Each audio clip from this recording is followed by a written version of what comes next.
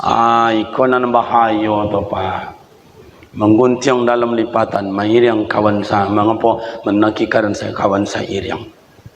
Iko sebenarnya politik iko ke Pak sajak dulu lego ayah. Ketika awak Indonesia belum merdeka, dia adu domba awak oleh Belanda. Dah toloknya pombong menembak-nembak awak, dipanggil orang awak, letak orang membunuh orang itu. Para dokonan yang denagiang pangkat jabatan. Ndak kini je kiranya madu-adu tu Pak.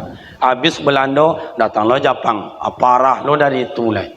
Hampir tiap sahih toko mayat. Maka Indonesia dikenal dengan Indonesia disebut dengan Bukit Tinggi terkenal lubang Jepang.